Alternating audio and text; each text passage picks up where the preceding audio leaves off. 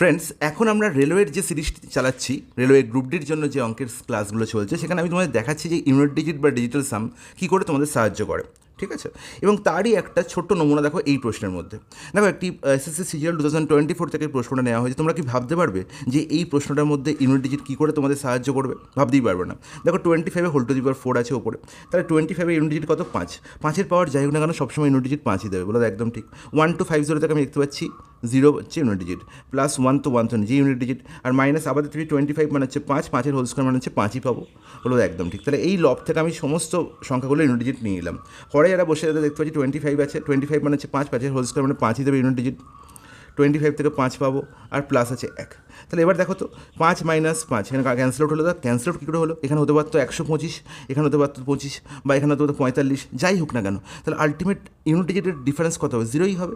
তাহলে 145 থেকে 45 বিয়োগ করলে, বা 145 থেকে 25 বিয়োগ করলে আমি যে ইউনিট ডিজিট 0ই পাবো, একদম ঠিক। তাই আমি 5 আর 5 ক্যান্সেল আউট করেছি, মানে ডিফারেন্স কত? 0, একই না?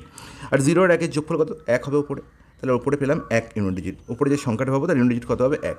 5 প্লাস 5 প্লাস 1, 5 প্লাস 5 10 প্লাস 1 11, তার মানে হচ্ছে আলটিমেট ইউনিট ডিজিট কত পাবো? 1 পাবো। তাহলে আলটিমেট ওপরেও 1 নিচেও 1, আমার আনসার কী আছে? পূর্ণ সংখ্যায় আছে। তার মানে আলটিমেট নিচে যে সংখ্যাটা আছে সে পুরোপুরি ওপরের সংখ্যাটাকে কী দিয়েছে? ক্যান্সেল আউট করেছে, মানে কেটেছে বা পুরোপুরি ভাগ গেছে। এবং উপরেও 1 আছে, নিচেও 1 আছে, মানে ভাগফল অবশ্যই কী হবে? 1 হবে। ভাগফল অবশ্যই কী হবে? 1 হবে। বোঝা গেছে? বলে একদম ঠিক, কোনো অসুবিধা নেই। তাহলে ভাগফলের ইউনিট ডিজিট 1, মানে এখানে অপশন বি একমাত্র অপশন যেখানে আমি দেখতে পাচ্ছি ইউনিট ডিজিট কী আছে?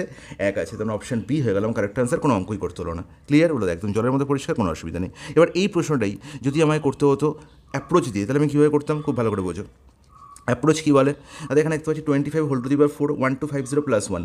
25 হোল টু দি পাওয়ার 4কে আমি লিখতে পারি 25 স্কোয়ার তার হোল স্কোয়ার। 1250কে আমি কি লিখতে পারি? 2 ইন্টু 25 স্কোয়ার ইন্টু 1, ওটা একদম ঠিক।